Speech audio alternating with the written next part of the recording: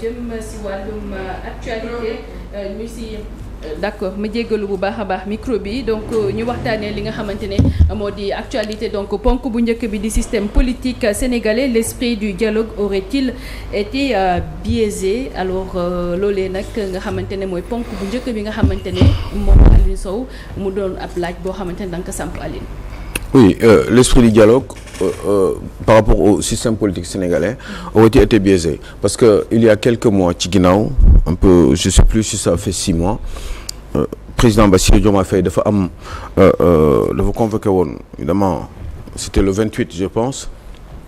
28 mai te 28 mai boobu président Macky Sall moo ko arrêté woon comme date pour justement mu doon une journée du dialogue national. Le président Bassirou Diomaye Faye quand il est arrivé il a pensé que ni jour bu important la et que c'était l'occasion pour lui ak tous les soubresauts précédents fii ci réew mi entre 2021 ak 2024 il a pensé que ni kii boobu journée boobu c'était l'occasion ci journée boobu ñu waxtaane réew mi ñi doon wax système ñi doon wax dialogue politique ñi doon wax di waxtaane ci wàllum juridique si je peux le dire comme ça finalement ils ont discuté bi ñu discuté nag il y avait des gens des Sénégalais surtout des hommes politiques sénégalais qui ont choisi d'y aller am na ñoo xam ne nee nañu duñu ci dem ay hommes politiques aussi demuñu ci et que finalement dialogue bi am na quand même puisque quand même le dernier mot c'est le président de la République qui l'a eu et moom décidé woon na ni jour boobu képp koo xam ne war ngaa mën a ñëw te ñu jox la sa invitation nga dem ci dialogue journée boobu dem joxe fa sa xalaat am na ñoo xam ne nag comme ni ma ko waxee dañu toogoon dañu toogoon ils s'étaient abstenus d'y aller et donc du coup bi ñu demee ba waxtaanee dialogue bi ki sant Guèye la ñu jëloon def ko comme médiateur national Cheikh Guèye kii Bassirou Diomaye Faye choisiroon pour mu nekk le médiateur bi ñu demee waxtaanee ko ba justement ñu waroon def ay commission pour amender mbir yi seet li nga xam ne moom moo ci baax ak li ci baaxul ñu organiser ko de manière à ce que justement qu'il y ait un consensus ba nga xam ne bu ñu defee rapport définitif bi bu ñu ko jébalee président de la République comme il avait moom promis de le faire nee na lépp loo xam ne déggu ngeen ci dinaa ko mettre en application. Démb effectivement qu'est-ce qui s'est passé mooy c'est démb avant démb sax il y a une semaine ñi nga xam ne ñoom ñooy gérer woon commission bi doon gérer rapport bi ay nit ñi ñu choisiroon la dañu dajaloo dem ci président de la République yóbbul ko kii bi mu jógee États-Unis yóbbul ko conclusion rapport bi finalement déjà ñi nga xam ne d'accord wuñu ci mbir mi parce que nee nañu déggoowuñu ak ñi nga xam ne ñoom ñoo demoon gis président de la République pour yóbbul ko rapport bi yu bari yoo xam ne amuñu ci consensus te il n'était même pas prévenu que ni rapport boobu dañ koy yóbbu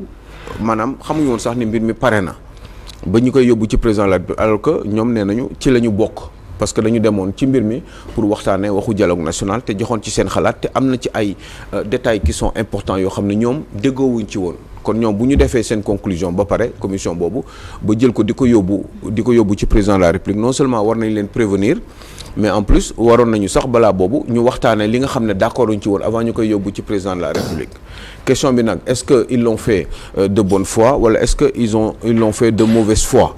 il y a beaucoup de doutes sur ce qui se passe par rapport à ce rapport-là parce que ñii bu ñu taxawee ñeme ñi nga xam ne d'accord uñu ci rapport bi nu ñu ko joxee président de la République parce que amul consensus ñële apparemment bi ñuy dem ñoom yëguñu ko non seulement yëguñu ko mais waruñu leen mbir yi pour yi nga xam ne d'accord uñ ci woon ñu mën ko leeral ba nga xam ne buñ ci def en sorte d'être d'accord dessus ndax buñ demee yóbbu ko ci président li mu waxoon mu mun ko respecter maanaam parce que président bu ne moom li lépp lu ñu d'accord moom dina ko mettre en application te li ñu d'accordul di ko def kon ñoom seen liggéey ak seen xarañteef waroon na leen may ñu déggoo ci lépp am un consensus ci lépp surtout sur les points essentiels ba nga xam ne buñ ko yóbboo ci président dina mën a respecter sa parole léegi mbir mi dina indi complication parce que conflit yi commencé na déggoowuñu si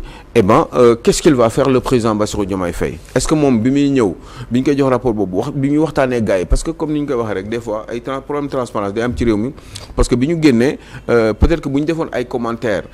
wala ci rapport boobu ñu jox président de la République le président de la République dugg ci ay détails pour wax ni moom sax du ko mën a xam parce que moom tam ñu ngi koy jox rapport bi xëj na bon je l'espère. En tout cas on a parce vu que une partie de l'opposition allez-y bu dee deal dafay am. non bu dee deal la ci am moom peut-être. deal entre qui et qui. non mais deal entre peut-être ñi nga xam ne ñoom ñooy les personnes concernées par rapport à ce rapport-là. parce que quand même dafa am ñoo xam ne nee nañu amul ay consensus te ci biir commission bi lañ bokkoon te bi ñuy dem di yóbbu di def bi ñuy conclure rapport bi ñoom il n'était pas au courant bi ñu koy jël di ko jébal président aussi il n'était pas au courant donc loolu quand même ça pose un problème et léegi problème bi moom mooy léegi qu'est-ce qu'il faut faire est-ce que Bassirou Diomaye Faye est au courant waaw wala déet est-ce que moom yëg na ni am na ay points de si je peux le dire comme ça non consensus yoo xam ne dafa am ci biir mbir mi mais quand même il a accepté les conclusions de ce rapport-là. foofu laa doon ñëw parce que soo gisee il y a une partie de l'opposition maanaam opposition bi nga xam ne ñoo demoon ci dialogue ba ñoom tamit génn nañ ngir fësal seen mbetteel ci doxalin bi. waaw c'est ce que j'étais en train de dire parce que ñoom tamit li ñu wax leer na ñoom loolu moo tax sax ñu génn pour wax. bien sûr Walf Quotidien leeral na ko nee nañu. gaa nee nañu ñun gars yi ñun déjà ñun yëguñu sax bi rapport bi di dem non seulement yëguñu ko mais en plus ñun fi ñu mujjee ci liggéey bi mooy ci ay points yoo xam ne d'accord wuñ ci woon te ñu waroon ci d'accord avant muy dem ndax mu gën a mën a yombal liggéey bi président de la République par rapport à la promesse qu'il avait tenue phrase comme on dit léegi nag sama xel day xaw a sori dama naan mais luy dil bi pour yow luy deal bi. c'est-à-dire que je me pose des questions je ne peux pas être sûr parce que nekkuma ci biir mbir mi mais damay laajte dama naan mais est-ce que comme ni ma ko doon waxee rek parce que man je n'étais pas d'accord pour ce dialogue-là. man musuma d'accord ni dialogue bi dañ ko war a def parce que quand on arrive au pouvoir moo tax en même temps j'ai envie de dire tant pis pour les ñaxtukat. man ñi demoon maanaam. waaw ñi demoon ak les ñaxtukat quoi. am na ñoo xam ne dem nañu waaye lu président def baax na mais am ñoo xam ne dem nañu parce que peut-être ils étaient de bonne foi et ils pensaient que ci biir consensus yi ñoom dinañ jéem a convaincre ba yu bari buñ ci déggee mbir mi doog a dem rapport bi doog a dem ci président bi. bon am na ñoo xam ne aussi dañu ñëwoon parce que tout simplement il fallait que ñu ñëw pour am ay problèmes yu ñu war a régler par rapport ak seeni dundin politique yi nga xam ne moom moo jiitu woon ci beneen régime bi yooyu yëpp am na fi parce que en général ñoom ñëpp mën nañu nekk ci ay calcul léegi nag question bi moom mooy mais le kii là le président de la République léegi nan la nar a def ci loolu est-ce que daf ko nar a toog di ko seetaan wala est-ce que dafa nar a delluwaat rapport bi ne leen xoolaat leen ko parce que am na ñoo xam ne d'accord ñu parce que amul consensus entre autres sur certains détails parce que quand même peut-être que bu amoon consensus xëy na moom mooy gën encore une fois sax moi j'ai toujours pensé que ni quand on vient d'arriver au pouvoir le 28 bon mënoon na am waxtaanee ko ak yooyu def dialogue national comme inscrit nañ ko ci mbir yi ci kayitu réew mi parce que président de la République Macky Sall moo ko defoon Diomaye il venait d'arriver il en profite parce que c'était peut-être une opportunité pour lui de régler beaucoup de choses même par rapport à la communauté internationale pour wax ni Sénégal dëkku dialogue la wala yu demee noonu xam nga est-ce que loolu rek moo taxoon jóg Diomaye wala pour mën a calmer le jeu par rapport ak yenn xam ne daf ko bëgg ci àdduna bi te il faut mu woon Sénégal ni dëkk bi gaa yaa ngi dialoguer wala est-ce que daf ko def rek parce que daf leen bëggoon dóor le temps que de calmer le jeu et puis après continuer def lu ko neex parce que am na ci ay éléments yoo xam ne ci biir rapport bi yu am solo yoo xam ne la ñoom ils ont toujours le droit de faire ce qu'ils veulent parce que rappeler que ni loolu moo tax sax man d'accord mu woon ci dialogue bi ñuy dugg ci yenn détails yi parce que même dialogue bi sax amul woon sens parce que finalement yéen yaa ngeen doog a ñëw au pouvoir am ngeen majorité à l'Assemblée nationale Sénégal nee nañ yow yéen la ñu fal à 54% yow président Diomaye Faye vous avez une majorité en collaboration avec le Premier ministre qui a justement 130 députés à l'Assemblée nationale waa léegi loolu kay li ngeen war a def moom mooy ngeen dérouler et puis ngeen bàyyi opposition bi mu def liggéeyam ci biir Assemblée nationale ak ci biti ku nekk joxe sa xalaat et puis yéen ngeen def li ngeen def et puis ñu xool fan la wanante di mujj ak ay gëtam mais finalement da ngeen waxu dialogue alors que yéen de toute façon am na yoo xam ne boo leen ci bu fekkee ne c'est extrêmement important pour vous parce que da ngeen ko boole ci seen programme et que da ngeen ko bëgg a teg bu fekkee ni une partie de l'opposition ñi nga xam ne ñoom ñoo bokkoon ci dialogue bi bu ñu demee ba foofu li ñu bëgg a def li ñu bëgg yéen bu fekkee ne arrangé leen doo leen ko def kon comme doo leen ko def nag ça te yéen yaa leen am dëgg parce que yéen la ñu fal eh ben je pense que ni c'était pas la peine d'aller de parler de ce dialogue et d'y aller. Et Aliou, ça servait à absolument rien. également que ce dialogue également nous a coûté de l'argent. Mais c'est surtout ça je signalé woon nañ ko boobee ma neen mais amul benn njëriñ parce que da ngeen dem foofu rek ay kuréel da ngeen di dajee nuyoonte fii vous faites les hypocrites après au final ki nga xam ne moom mooy jiite réew mi moom xam na li muy def. am na yoo xam ne bu ci d'accordul et si c'est catégorique même si c'est une majeure partie de la population d'une majeure partie des gens qui étaient au dialogue ñoom loolu la ñu bëgg yow président de la République ak ce premier ministre boo ci d'accord est-ce que sax le premier ministre était d'accord avec le dialogue ce dialogue là yu ci bëri d'accord ci parce que booy seet nii dafa mel ni booy seet léegi parce que moo njottoon naa ko moment boobu ne d'accordul ak dialogue bi dafa ñëwoon rek parce que il n'avait pas le choix parce que mooy premier ministre il fallait mu teew ci mais peut-être que d'accord woon ci yaa ngi di fàttali ko après période boobu la jóg dem Côte d'Ivoire foog naa parce que immédiatement dafa dem Côte d'Ivoire jour boobu acte de présence rek la def après mu dem donc xëy na peut-être d'accordu ci woon te loolu bu ci d'accordul ba tey yi ni moo ci nekk puis li ma gën a confirmer mi d'accordu ci woon sax ci ay actam yi nga xam ne daf ko posé toujours on ne peut jamais être sûr à 100% mais je juge juste par rapport à les actes ou je réfléchis par rapport à certains actes qu'il a posé dafa ñëw acte de présence dem na Côte d'Ivoire ba pare booy xool après li jote xew ni mu réagir ci lu bare par rapport ak la justice xam nga te dialogue politique bi justice amoon na ci solo trop par rapport ak ñi nga xam ne ñoom supposé nañ ni dañu saax-saaxe alal réew mi te ils ont fait y a eu beaucoup de cas de corruption ak yi demee noonu. te foofu sax am na ñuy wax que ni depuis bi ñu defee dialogue ba léegi ñëpp ñi nga xamante ni dañ leen waroon maanaam ba léegi maanaam machine judiciaire bi dafa mel ni dafa taxaw. loolu moo tax nag ma njortoon moment boobu lu tax Ousmane Sonko n'était pas ma xalaatoon ni ma ko doon gisee ci ay attitude am ak ni mu ñëwee def acte de présence dem ak li jot a xew après li muy wax fan yii yëpp ça fait que effectivement on se rend bien compte que ni peut-être qu'il n'était pas véritablement en accord avec ce dialogue là. tënk ci point boobu ñu jàll ci deuxième. man li ma mën a tënk ci point boobu ñu jàll ci leneen moom mooy il faudrait qu'on comprenne une chose moom mooy dialogue bi amul njëriñ ce qu'on doit faire mooy yéen la ñu fal débrouillez-vous pour répondre aux attentes des Sénégalais.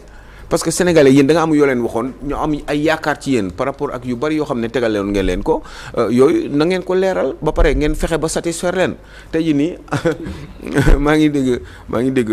bon c'est dommage parce que bon finalement assemblée nationale ban njëriñ la am parce que assemblée bii nii tey jii nii am na yoo xam ne mun ngeen am ngeen possibilité def ngeen ko parce que bi ngeen gagné élection présidentielle da ngeen ne mënoo leen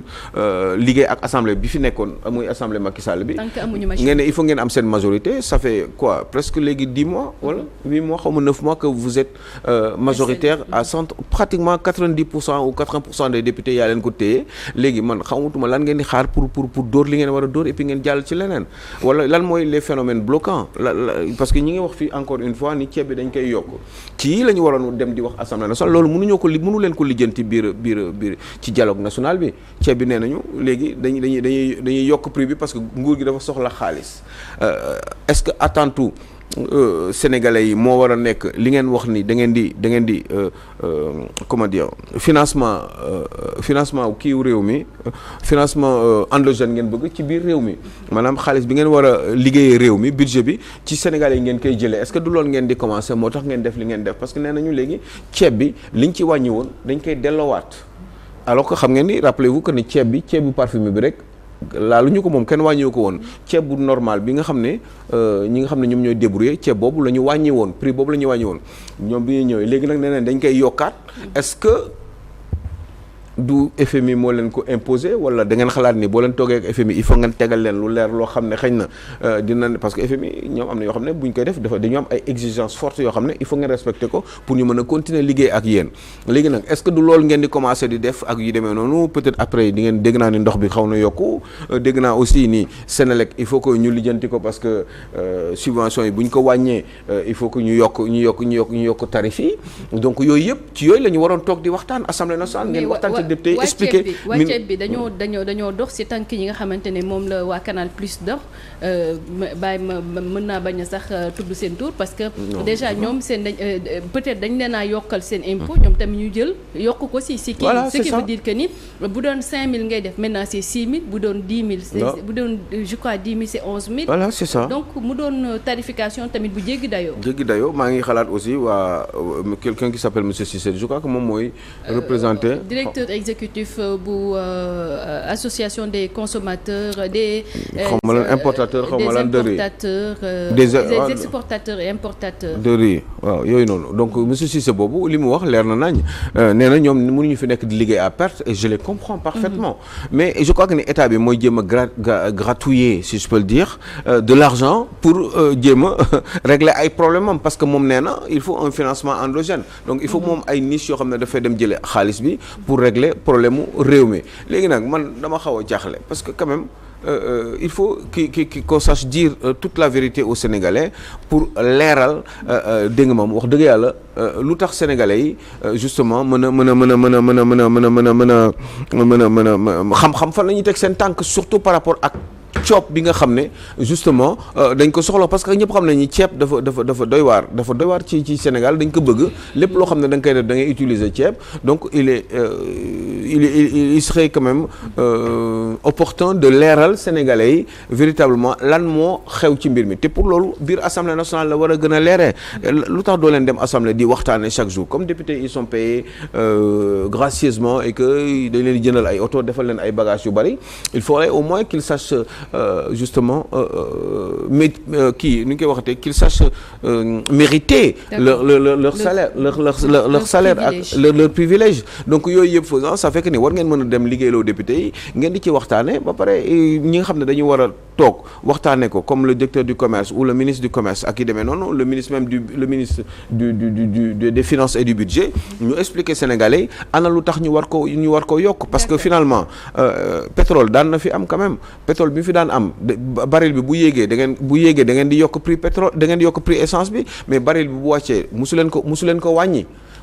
pourtant pourquoi ngeen bëgg ko def ci ceeb bi ci Sénégalais yi je crois que ni ce serait injuste que vous fassiez une chose pareille te loolu moo gënoon ngeen di wax ay waxu dialogue national yi nga xam ne amul benn njëriñ te la preuve tey jii waxoon naa leen leer na ni amul njëriñ Sophie regardez bien sûr ñii nee nañ d'accord wuñ ci te jël nañ conclusion yi yóbbu ko jox ko président de la République alors que am na yoo xam ne déggoowuñ ci par rapport ak ñi doon waxtaane ci commission yi te loolu ñëpp dañu waroon déggoo ba mu leer nañ mbir mi après ngeen doog a jël conclusion yi defar ko yóbbu ko xam nga bu Omar Cissé boobu ne noonu muy Omar Cissé di directeur exécutif bu association des commerçants et importateurs du Sénégal noonu la waa santé bi maanaam waa santé muy éducation ak yeneen secteurs yëpp di jooyee Alioune il faut ñu góorgóorlu quoi ba pare dem leen assemblée ngeen liggéey quoi parce que biir assemblée dañ leen fay Sophie rek juste pour ñu mu leer quoi ma wax leen ko nañ dem assemblée nationale leeral quoi nañ dem assemblée ñuy waxtaane mbirum réew mi di teg ay jéego di ñu wax jox ay délai di ñu jox ay deadline di ñu wax kañ la ñuy liggéey lan la ñu koy liggéeyee xaalis bi fan lañ ko bëgg lu tax ñu bëgg wàññi yokkaat prix ceeb bi ak yi demee noonu Sénégalais yi dinañ xam comme ça ñu mën waxtaane ko mun ci def ay commentaires yu fiable mais da ngeen ñëw rek jël ay décisions wàññi ko noonu comme ça après on n'a rien à dire à part réfléchir sur des éventualités wala sur des possibilités ou des stratagèmes que vous pourriez poser pour éventuellement financer votre politique. Ça fait partie du plan de redressement économique. Alors Sénégal, une nouvelle opposition en gestation, point d'interrogation. Oui, une nouvelle opposition en gestation parce que dafa mel ni loolu mooy lu normal parce que quand même il y a des gens qui sont au pouvoir maa ngi dégg ñoom Malick Gakou xëy na ñu dugal leen ci gouvernement bi di ñëw ak yi demee noonu ce serait dommage Malick Gakou ngay dugg ci gouvernement yi parce que je pense que vous avez été ministre une fois dans votre vie et c'est dommage ñuy dem ñu espérer j'espère que c'est pas ça parce que si c'est ça eh ben je donnerai mon avis en temps utile parce que pour man waratoo dugg ci ay gouvernement parce que amatoo loo fay def parce que li nga waroon prouver yëpp prouver nga ko et puis il faut nga bàyyi ñeneen ñi ñu ñëw aussi joxe seen xalaat ci réew mi parce que yéen li ngeen mënoon ak li ngeen bëggoon essayé ngeen ko foofu ngeen ci toll woon c'est bien c'est mal j'en sais rien en tout cas sénégalais constaté ñu ils ont voulu une rupture am na yu bees yu ñu def waruñu def comme ni Macky Sall daan def da ngay xaw a compte ma ñëw fexe ba nga dugg ci nguur gi pour jël la pour boole la ci mbiri pour vous calmer wala pour avoir le maximum de crédibilité dans mon attelage gouvernemental loolu ce n'est pas une bonne idée il faut aller récupérer des gens qui sont bons et qui n'ont jamais tenté quoi que ce soit dans le pays parce que tout simplement ils n'ont jamais eu cette opportunité là donc il faut ngeen dem jëli ñi nga xam ne mën nañu Malick Gakou machin bon Déthié Fall c'est parce qu'il est gentil il est le pote de l'autre mais il n'a jamais rien prouvé dans sa vie xam nga à part nekk aux côtés de Idrissa Seck après être au parti bon bah maintenant si c'est votre ami prenez-le mais c'est évident que ni il y a d'autres gens qui sont là dans ce pays là ñoo xam ne ñoom politique wu ñu nekk ci réew mi ñii ngi ci àdduna bi dem leen ngeen seeti leen am na nit ñu mën ci réew mi bu fekkee xamuloo leen bon ba def leen lu leen neex après boo leen fi jógee xëy na peut-être ñooñu yàlla dina leen ñu indil parce que réew mi soxla na baraka te réew mi soxla na ay nit ñi nga xam ne dañ toog jàpp seen ñàmbur maanu waaye seen benn problème kese la ñu am moom mooy langue politique yi ak hypocrisie politique bi xëy na moom moo leen di déranger ba nga xam ne du ñu mën a sóobu directement ñooñu nag c'est dommage parce que ñi ngi dimbali àdduna bi feneen yaa ngi dégg ñi ngi dimbali foo dem da ngay gis yenn sénégalais ci yenn béréb yi yenn réew yi nga gis li ñuy def foofu da nga naan mais purée ñi su ma leen mënoon am sama dëkk ñooñu nag dafa mel ni gisuloo leen vous prenez juste les gens autour de vous et vous recyclez vous vous arrangez entre vous et ce n'est pas une bonne idée te am na yoo xam ne boo leen ko defee ba jël leen eh ben vous assumerez les responsabilités parce que yéen lañ jox nguur gi après on verra ce qui se passera donc bon c'est dommage quoi parce que man ñi ma gis ni ngeen ne da nga leen di bëgg a boole dem leen jëli ñi kilifa en tout cas il s'est beaucoup investi Malick Gakou aussi pour la cause Pastef. Oui, tout à fait. Donc il faut que ñu remercier ko bu fekkee ne loolu kese la bon ben faites ce que vous voulez et puis on verra la suite. Il s'est beaucoup investi mais bu fekkee ne dañoo ñëw si mettre la personne qu'il faut à la place qu'il faut tamit je crois que war nañ mën a xoolaat bu baax ñi nga xamante ne ñoom lañ fay teg balaa ñu naan ne carrément que ni en fait lii doxul wala lële doxul alors qu'on a investi beaucoup d'argent. C'est pas parce que Malick Gakou dafa mënul wala ñoom Déthié dañu mënul. Mais c'est parce que à un moment donné nekk nañu ci nguur pendant longtemps il faut que ngeen indi ay nit ñu bees foog nga ay nit ñu bees ñooñu ils ont essayé ils ont pratiqué directement ou alors nekk nañu ci wetu ay nit ñoo xam ne comme ay Déthié Fall ils ont beaucoup travaillé avec ay ñoom Idrissa Seck nekk foofu doon leen waatal ak yi demee noonu te ñooñu seen inspiration dafa relever ci ancien système bi xam nga donc il faut bon mun na nekk sa xarit en fait comme vous voulez man nekk foofu pour di jox ay kii damay alerter rek waaw mais ay plan Déthié plan machin tout ce que vous voulez mais ñun yooyu intéressé wu ñi intéressé mooy ngeen góorgóorlu ba régler problème yi ma dama dégg rek li may wax ni dara wóoruma ci on verra bien ce qui s'en suivra. dañoo ñëwaat ci nouvelle opposition boobu en gestation waaw nouvelle opposition bi c'est donc man je veux une bonne opposition des gens qui sont bons te maa ngi koy gis ay nit yu tax yoo xam ne kenn xamu leen woon ñi ngi wane seen bopp ci réew mi di joxe seen xalaat et am na un monsieur qui s'appelle Thiaw là je ne le connais pas je le vois souvent. Oui, Amidou Thiaw. Oui, voilà c'est un monsieur qui moi je trouve qu'il est très bon. Tu vois ñooñu dañ leen war di bàyyi mais oui voilà et c'est ça que j'aime man ku ragalul débat rek dama lay sopp parce que dama naan kii li muy wax gëm na ko te ñeme na ko. yaa ngi dégg te en général yooyu il faut nga am bagage tuuti pour mën a ñeme parce que bon évidemment maintenant Sénégal am ñoo xam ne léegi dañu am fit mais xamuñu dara mais dañu am fit peut-être avec le régime de Pastef moom moo leen fi dañuy yuuxu rek yuuxu mais xamuñu sax li xew xamuñu li xew fii xamuñu xew ci àdduna bi donc bon ça c'est quand même un peu dommage mais quelqu'un comme ce monsieur là que je ne connais pas mais dama koy suivre de très près mais qui est extrêmement bon et d'autres Sénégalais yoo xam ne mën nga leen citer fii ñoo xam ne doo leen gis doo leen xamuñu leen mais nañu dem di essayer ñeneen en réalité c'est ça qu'il faut donc opposition boobu nañu daje quelqu'un comme Barthélémy Dias il est là. Il est dans l'opposition. Thierno Bocoum, c'est un monsieur qui fait des super bonnes propositions dans ce pays-là. yaa ngi dégg c'est un monsieur qui est extrêmement clean pour man ci sama gis-gis jusqu'à preuve du contraire ak ñeneen ñoo xam ne ñi ngi ci réew mi nañu def opposition boobu dajaloo jàkkaarloog ñi mu doon une opposition objective di teg nañuy teg ba pare ñoom ñuy ñemee di jàkkaarloo parce que pourquoi au Sénégal boo créé parti rek nga ne da ngay opposé wu mais en réalité nguur gi du bëgg mukk jàkkaarloo par exemple moi j'ai envie de des fois comme li xewoon entre comment dire bon boobu sax c'est pas forcément un bel exemple parce que c'était entre un chroniqueur et un vice-président de l'Assemblée nationale mais man damay bëgg des fois ak ñoom Thierno Bocoum ak ñoom Barthélémy Dias ñuy jàkkaarloo ak ñeneen ñoo xam ne ñu ngi ci nguur gi ñuy échanger di waxtaan ak ñoom Bougane Gueye Dany ñëw taxaw ak par exemple le ministre des Finances ñu toog di échanger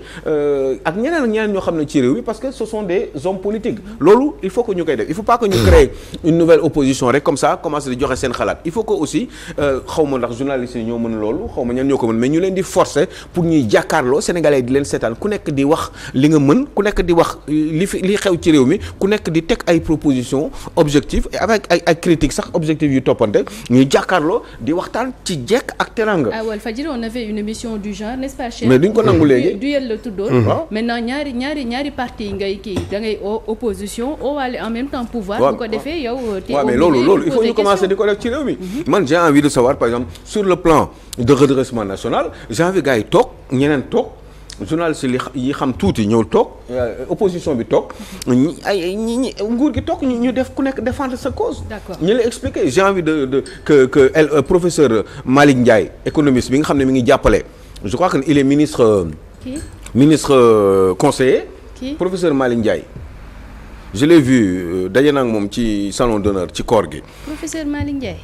Malick Ndiaye wala nu mu sant ki sant Ndiaye professeur bi nekk fa rek nekk ministre xaw ma lan ministre conseiller ci Diomaye.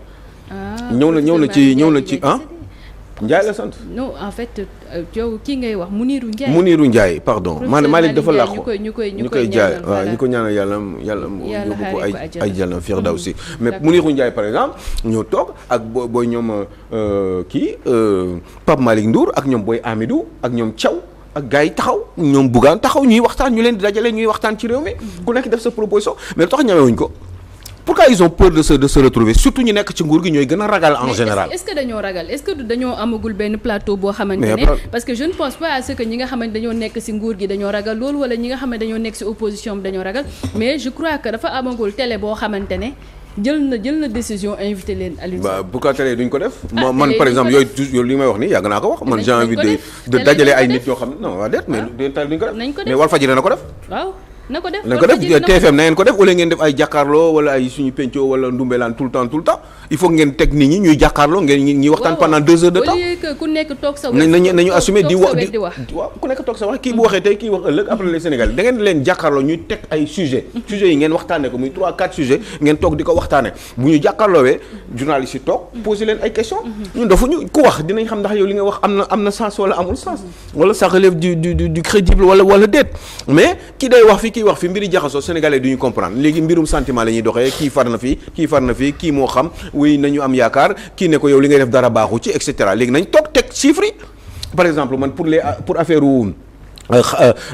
falsification des chiffres mooy chiffres yi ñu falsifié mais man j'avais envie que les gens se retrouvent pour qu'on dise véritablement ndax dëgg la wala ci rapport bi. d'accord damay bëgg ñuy toog mais lu tax duñ ko def mais ki day wax fële ko di xam ne Mounir Ndiaye est-ce que professeur est-ce que falsification am na wala déet Boubacar Camara est-ce que falsification am na wala déet yow la nga ci xalaat. yaa ngi dégg Thierno Bocoum. non l'autre Thierno. kii Thierno Alassane Sall ndax parce que moom xam nga ñu toog lu bëri mais ñuy toog di jàkkaarloo mais problème mu Azer am na yu bëri dañ ciy wax Abass Fall il est concerné ou il n'est pas concerné tout le monde est dans le doute que nee na ko bu dee yow la yaa tey ministre am xam nga collègue am yooyu loolu ba léegi est-ce que xam ngeen naruñu si xam dara Thierno Alassane Sall fu ñu toll nii dem na bitim réew ci xaw ma lan seen affaire bu banque yooyu pour jéem a xool véritablement est-ce que li ñuy wax ci xaalis boobu am na wala amul est-ce que ñii ñoo def wala def mais yomb na pour expliquer ndax di wa def wala def génne kayit yi teg ko des conditions de détention parce que Moustapha Diakhaté bi mu génnee li mu wax que ni am na ñoo xam ne dañ leen di dóor même si prison bi donc mu mel ni condition de détention yi loolu rek dafa jar assise waaw mais loolu du sujet de waxtaan loolu du sujet pour waxtaan na ci ñi nga xam ne seen kii màcc na seen xam-xam màcc na ci par exemple wala spécialisé en droit pénal mais ñooñu nañu ñëw toog di waxtaan ak ñeneen ñi dem ci Pape Ndiaye par exemple mu jiital ñaari nit. d'accord xam nga ñu toog ni ñaar xam nga opposition ak nguur. xam nga ak ñu neutre sax ñoo xam ne ay intellectuels dañuy joxe seen xalaat ñu toog joxe waxtaan ci comme ça muy leer moo gën ñuy wax ay tout le temps ay waxu xasante ay waxu ngañante dóor yi ñuy dóor kii même prison incarcération Rebeuss 1000 personnes waru fa nekk. mais y a presque 3500 personnes prisonniers à Rebeuss. te 1000 rek sa war nekk yaa ngi imaginer fu 1000 war a nekk nga def fa 3 fois plus 1000 personnes war a nekk Rebeuss matuñu 1900 et quelques mooy capacité Rebeuss. mais Rebeuss 3500 personnes ñoo fa nekk. ngeen def ni c'est normal. waaw mais loolu ba doo leen waxtaan ngeen xam nan ngeen def état bi nga xam ne ñoom ñooy yor nguur gi ñu ne ñoom yan solution lañ ci xalaat est-ce que dañuy tabaxaat yeneen i kaso wala yan ñu waxtaane ko mais xoolal di ngeen def 2 ans 3 ans 4 ans doo leen am solution ci loolu parce que da ngeen nekk ci leneen loo xam ne peut-être amul solo trop noonu et puis ngeen ci waxtaan xëy na ñi ngeen di waxtaanal sax nekk dans l'opposition ne leen jox xel boo xam ne xëy na di ngeen ko mën a nangu ngeen mettre en pratique parce que yéen yaa leen yor lengay pourquoi ne pas en discuter waaye ay waxu ngañante rek ngañante ba mandat jeex il faut pas faire ça li Moussa Diakhaté wax métti na trop ay jàpp ay prisonniers kenn du ko dóor dañ koy yar. prison pour yar la du pour dóor. correction maison de correction et de. d'arrêt et de correction maison d'arrêt et de correction. mag xam nga mais loolu yëpp doo leen ko def day na rek di waxtaan chaque semaine yi dafa gaaw. là on est au mois d'août nee naa leen septembre léegi novembre jot année bi nee nañ ne dañuy wax ne def ngeen fi 2 ans. dem leen ngeen défendre seen bilan ci kanamu sénégalais yi ngeen jàkkaarloog ñoo xam ne seen i opposants lañu ñoom tam ñu leen di wax ngeen leen di wax ñu échange sénégalais yi di déglu. comme ça sénégalais yi bu ñu dégloo ñoom dinañ xam ndax yéen yaa leen am dëgg wala ñan ñoo am dëgg mais lépp nar a am ci jekk ak teranga pas comme à la Amadou Ba ak Gadiaga nga xam ne en du am réew mi rek a leen tax a jóg vous avez choisi d'aimer le peuple yéen ñëpp d'aimer le Sénégal vous tous parce que gëm naa ne da ngeen bëgg réew mi mais au moins leen rek mooy seen différence mooy xëy na gis-gis yi par rapport ak ni réew mi war a doxee loolu rek moo war a nekk seen différence léegi nag vous allez rapprocher vos idées peut-être que di ngeen am ay points d'entente yoo xam ne xëy na peut-être njëriñ bi du doon dara lu dul faire avancer le pays. D'accord. Cheikh Tidiane tey jii yaa ngi doon wax léegi ci urgence de l'heure yi nga xamante ne moom ngay xaar ci ki nga xamante ne moo di Abdoulaye Fall mais tey jii bu ñu ko andiwaatee ci actualité politique yan urgence ngay xaar ci le tandem Diomaye Sonko. wàññi dund bi. en tout cas ceeb baa ngi yokku de. en tout cas daa wàññi dund bi. waaw. yow nu ñu wàññee dund bi léegi xam nga il faut des solutions. waaw. waaw mais nu ñu koy defee mais léegi loolu duñ ko waxtaanee. waaw ñoom ñu ne lan mooy seen proposition parce que ñoom ñoo yor nguur ñoo yor lengay. ñu ne léegi ñun nii lañ bëgg a defee wàññi dund bi daal. wàññi dund bii. waaw mais d'accord xam nga mooy li ñuy wax rek. bon dañuy y a un plan mais un plan comment un plan il va se faire comment plan bi nan nga koy defee tu veux pas dire comme ça tu veux pas me parler de plan comme ça sans autant dugg ci détail bis sàngam lii laay def plan bi bis sàngam lay commencer ci biir plan bi lii ak lii lañ ci nar a def nii la ñu nar a defee ci wàllum électricité bi pétrole bi ak gaz bi nii la war a doxee institutions yi nii la ñu war a doxee prison yi dañ koy yokk parce que ni ñu leen di paqueté nii loolu kenn du ko defati budget sàngam lañ ciy dugal xaalis bi fii lañ koy jëlee et cetera ci bis sàngam lañ koy def date yi nii la demee deadline bi lundi ba mardi ba mercredi jeudi ba vendredi. D'accord Aliou. yaa ngi dégg weer sàngam lii la at bi si topp weer boobu bu dellu si waatee lii la ñuy def. waaye ñoom nee nañu xaalis amul. waaye léegi bu xaalis amul fan lañ koy jëlee ngeen waxtaanee ko. man d'accord naa ñu waxtaanee xaalis amul xaalis mën na bañ a am et c'est pas de leur faute. waxtu bi jot na parce que réew mi moo toll foofu mu réagir foofu moom tamit lan ngay xaar si dama bëgg a terminer encore tuuti li Gomis wax léegi rek wàññi dund bi wàññi transport wàññi loyer ndax metti na trop ci nit ñi te nag man ñoom laa àndal wax dëgg yàlla ñoom laa àndal mais xaar mu woon lii nañu wàññi dund bi wàññi transport wàññi loyer parce que nit ñi sonn nañu lijjanti chômage des jeunes. waaw kay. d'accord lijjanti xale yi. waaye soxna si loolu ñoom ñeneen ñi mënuñu ko. nit ñi mënuñu ko. nga daaneel foofu. non damay may 2 minutes. waaw ngir yàlla 2 minutes. yan ñu ne mënuñu ko. ñoom nee nañ mënuñu ko. nit ñi mënuñu ko. ah bon donc dañuy waxoon dañuy régler problème ci 2024 bi problème mu Sénégal. waaw mais soxna si nee nañ mënuñu ko léegi yow la nga si xalaat. mënuñu ko ay wax la rek. non déedéet non ay magu non ñu yor nguur gi ñoo la ne mënuñu ko. ay wax la rek. non. ay wax la rek waaw. non man maa yor nguur gi lii bu ma nee 2024 damay régler problème bi léegi nii mënatuñ ko. xam nga am parce que dañu am problème mu xaalis. xam nga am réew boo ñëwee fekk mu jaxasoo. pëccëxoo faaw nga dal. d'accord tey fii dal la. dal moo lay jëmale fa nga. mais dal mooy lan soxna si liggéey la quoi xam nga dañuy ñëw ñu damay ñëw liggéey nii li may liggéey nii génn dem sama liggéey mais dañuy dal. non mais d'accord naa mais ci biir liggéey bi ngay wax yow lan ngay def ak noo koy defee dal croiser les bras bu wéy da nga bëgg dal ngay tëddal nelaw bul yeewu. man bëgguma sax di ci wax. non dafa am solo li may wax parce que man damay waxtaan peut-être mun naa juum ci li may wax dama xalaat ni rek nañu dal ok mais dal du la tere liggéey. dal du la tere wax li nga war a wax dal du la tere wax yow ñi nga xam ne yow yaa yor seen i mbir nga wax leen ban yoon nga jëm pour régler seen i problème doo leen ko wax waaye yow yaa ne yow da nga am problème mu xaalis. mooy mënoo li nga waxoon yëpp mënoo ko def. mais dafa am. non d'accord waaye léegi problème mu xaalis da nga ko am léegi yow da nga wax léegi yan solution nga am et puis solution yi nan lay doxee kañ nga koy commencer pour mu régler wu. man da bëgg naa nga wax ma ko. wala yow soxla woo loolu. ok est-ce que xam nga ko. soxla naa wax nañ la ko baax a baax a baax. xam nga xamuloo ko man xamuma ko. xamuñu fan lañ jëm. il faut ñu leeral. dinañ ko xam dañ ko xam léegi at ak genn wàll nañ ko xam. léegi rek incha allah fii ba déwén kon ñu xaar. léegi rek ci kàttanu yàlla léegi rek mais on a lancé le plan de redressement économique certainement jéego dinañ ko teg Alioune ma bàyyi la nga daaneel. di leen sant bu baax a baax di leen gërëm di leen ñaan yàlla sàmm ñu yàlla suturaal ñu. dëgëral suñu cër mosal ñu ci seytaane ak pexem noonu yàlla faj aajo yi. amiin yaa rabbi. yàlla suturaal ñu. àdduna ak alaxira di ñaanal sama yaay Henriette Alfortville mu gudd fan lool am beaucoup de santé ak de bonheur. Ma petite sœur aussi Néné mu am santé bu baax a baax. D'accord. ak beaucoup de bonheur et puis maman Ndeye Thiam sama yaay ju baax jooju nekk fële ca Thiès di ko ñaan yàlla mu gudd fan am beaucoup de santé moom ak bonheur mbégte ci njabootam. ak bépp mboolem jullit di wax sëñ Moussa Saliou bi nga xam ne mu nga sa barsax yàlla na yàlla yokk leeram. D'accord. ci teg ko ci wetu maamam jooju di Xaadimal Moustapha. D'accord. ñu ko ñaan ñi koy ñi suñu xel mi ngi ci moom torop moom. ñu lay sant bu baax di lay